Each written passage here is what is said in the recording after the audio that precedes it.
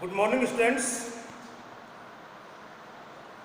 BST में 6 chapter आपके complete हो चुके हैं।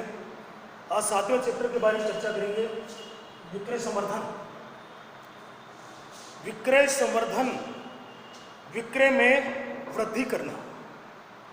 अब विक्रय में वृद्धि करने के लिए कई उपाय काम में लिए जाते हैं, कई योजनाएं उपयोग में ली जाती हैं। तो ऐसी सभी योजनाएं जो विक्रय में वृद्धि करती हों, विक्रय संवर्धन योजनाएं कहलाती हैं। देखिए क्या है विक्रय संवर्धन। विक्रय संवर्धन से अभिप्राय उन लघु आवधिक योजनाओं से है जो ग्राहकों को तुरंत क्रय करने के लिए प्रेरित करती हैं। विक्रय संवर्धन से अभिप्राय उन लघु आवधिक योजनाओं से है, लघु आवधिक जो लघु अवधि के लिए लागू की जाती हैं। तो विक्रय संवर्धन से अभिप्राय उन लघु आवधिक योजनाओं से है जो ग्राहकों को तुरंत क्रय करने के लिए प्रेरित करती हैं। जैसे मुफ्त नमूनों का वितरण, छूट, घटे हुए मूल्य पर विक्रय, कूपन, मेले और प्रदर्शनी, वस्तुओं का प्रदर्शन। ये ऐसी लघु आवधिक योजनाएं होती हैं जो कुछ समय के लिए लागू की जाती हैं और ऐसी योजनाएं ग्राहकों को तुरंत क्रय करने के लिए प्रेरित करती हैं। विलियम स्टैंटन के अनुसार विक्रय संवर्धन से आशय विज्ञापन, वैयक्तिक विक्रय और प्रचार। देखिए विज्ञापन, वैयक्तिक विक्रय,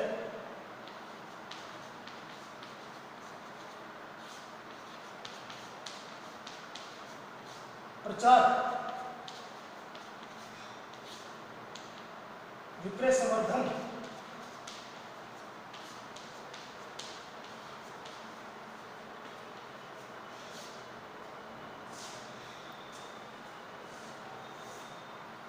ये चारों ही विक्रय में वृद्धि करने का काम करते हैं।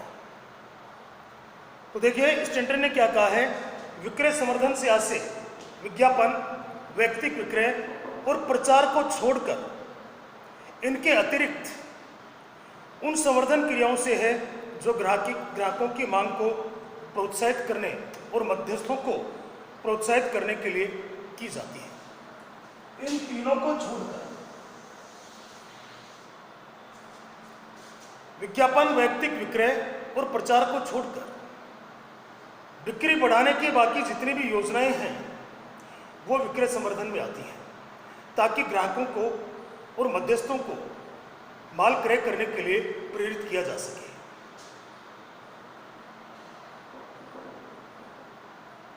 अब देखते हैं विक्रय संवर्धन का महत्व।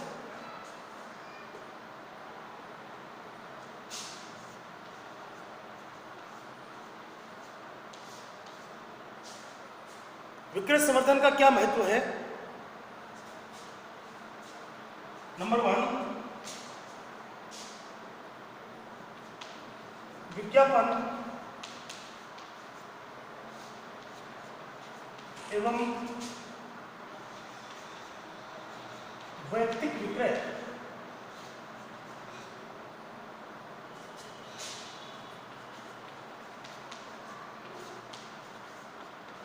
की प्रभावशीलता में वृद्धि।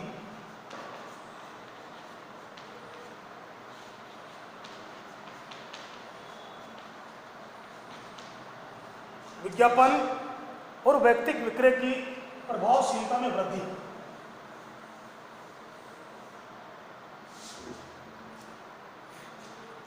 जैसा मैंने आपको बताया, विक्रय संवर्धन के अलावा विज्ञापन,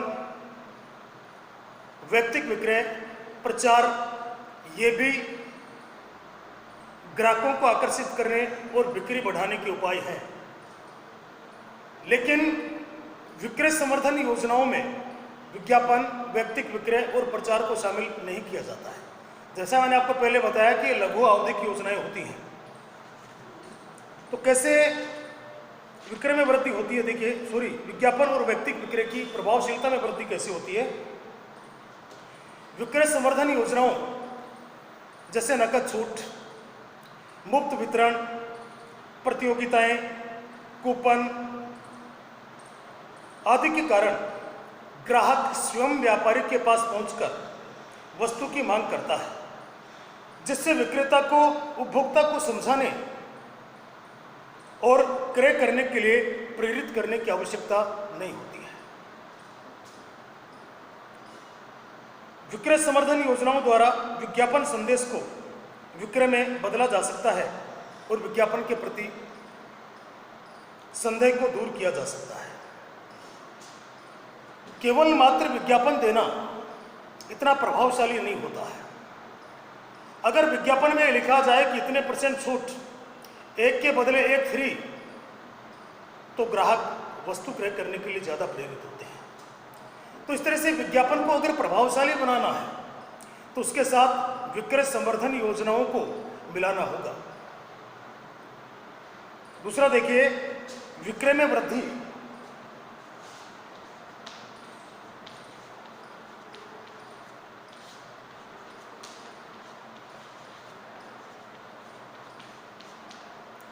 विक्रय में वृद्धि, विक्रय संवर्धन योजनाओं जैसे मुफ्त नमूनों का वितरण, छूट, फैशन परेड का आयोजन, प्रतियोगिता आदि के फलस्वरूप ग्राहकों का वस्तु के ब्रांड के प्रति विश्वास बढ़ता है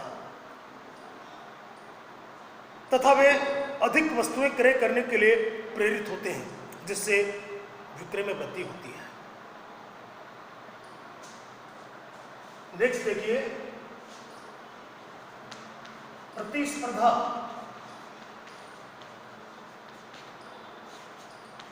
पर विजय।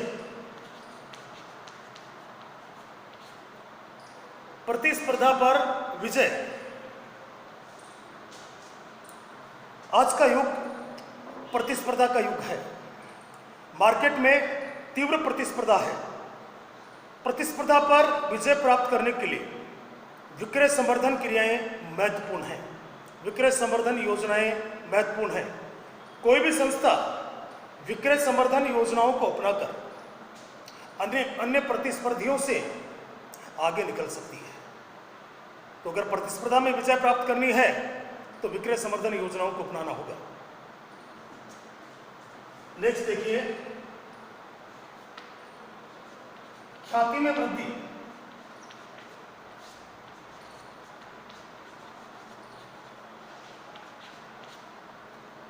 ख्याति में वृद्धि। विक्रय संवर्धन कार्यक्रमों के कारण वस्तुओं के ब्रांड की लोकप्रियता बढ़ती है। वह ब्रांड उपभोक्ताओं के मन में एक विशिष्ट पहचान बना लेता है। जिस ब्रांड को उपभोक्ता पसंद करता है उस ब्रांड की वो अधिक कीमत चुकाने के लिए भी तैयार हो जाता है। तो ब्रांड की लोकप्रियता बढ़ती है, ब्रांड उपभोक्ताओं के मन में एक विशिष्ट पहचान बना लेता है, जिससे संस्था की ख्याति में वृद्धि होती है। एक संतुष्ट ग्राहक 5 ग्राहकों को और प्रेरित करता है, वो 5 फिर से 5 को प्रेरित करते हैं। इस तरह से ब्रांड लोकप्रिय होता चला जाता है। नेक्स्ट देखें, ज्ञान एवं विश्वास में वृद्धि।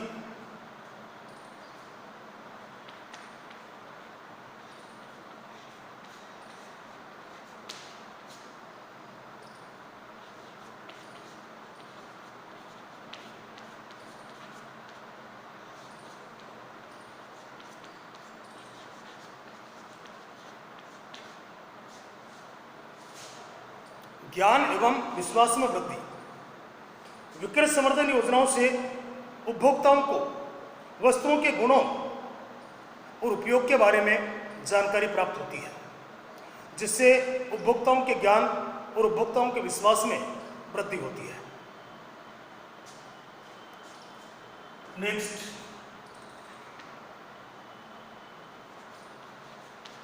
नए बाजारों में प्रवेश।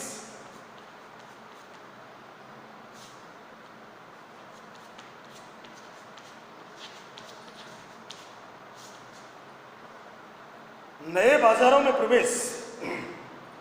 विक्रय संवर्धन कार्यक्रमों की सहायता से निर्माता अपनी वस्तु के लिए आसानी से नए नए बाजारों में प्रवेश कर सकता है।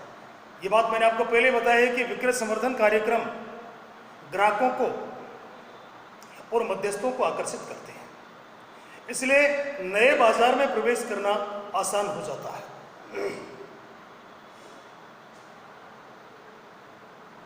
नेक्स्ट, लाभ में वृद्धि।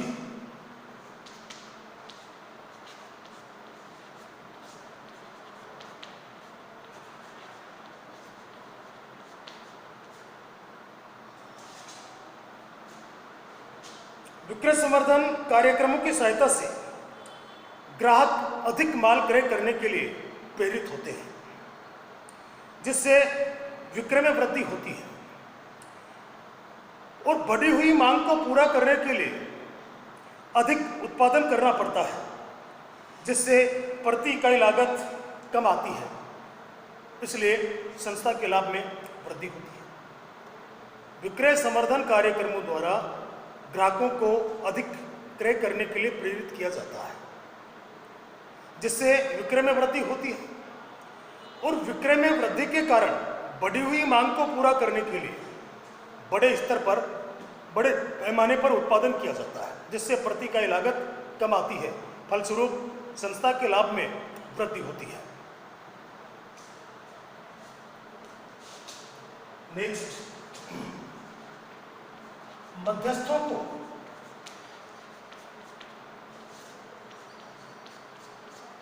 अधिक सुविधाएं।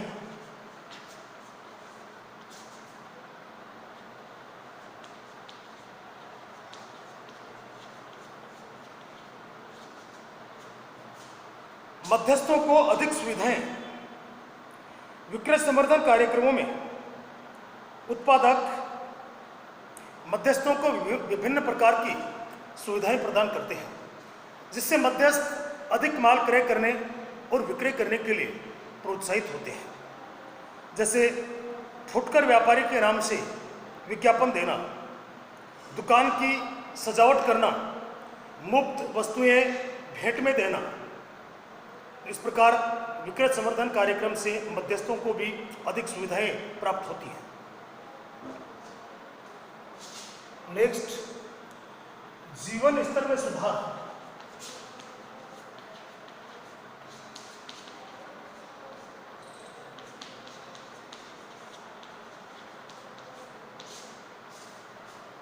जीवन स्तर में सुधार। विक्रय संवर्धन कार्यक्रमों में उपभोक्ताओं को छूट प्राप्त होती है तथा प्रति इकाई कम लागत का लाभ प्राप्त होता है, इसलिए उपभोक्ता विविध प्रकार की वस्तुएं अधिक मात्रा में क्रय करते हैं, जिससे उनके जीवन स्तर में सुधार होता है। तो बच्चों, आज के चैप्टर में हमने देखा विक्रय संवर्धन की डेफिनेशन और विक्रय संवर्धन का महत्व। आगे कल की क्लास में देखेंगे विक्रय संवर्धन की विधियां, कौन कौन सी विधियां हैं, कौन कौन सी योजनाएं हैं जो ग्राहकों को क्रय करने के लिए प्रेरित करती हैं। जैसा मैंने आपको बताया, चैप्टर 6, 7 और 8 तीनों मिलाकर 8 नंबर के हैं। एक 6 नंबर का क्वेश्चन यहाँ से आएगा, एक 2 नंबर का क्वेश्चन यहाँ से आएगा। अब 6 नंबर का तीनों में से कौन से चैप्टर में से आता है ये कोई पता नहीं होता है। 2 नंबर का कहाँ से आएगा ये भी कोई पता नहीं होता है। चैप्टर इसके लिए फिक्स नहीं है। ये तो निश्चित है कि किसी एक चैप्टर में से आएगा। अगर एक चैप्टर में से 6 नंबर का आता है तो दूसरे चैप्टर में से 2 नंबर का आएगा, तो एक चैप्टर खाली रहना है। अब कौन सा चैप्टर खाली रहेगा इस बारे में कोई पता नहीं होता है, इसलिए अपने को तो सभी चैप्टर का अध्ययन करना है। आज इतना ही, बाकी बातें अगली क्लास में। Okay, thanks.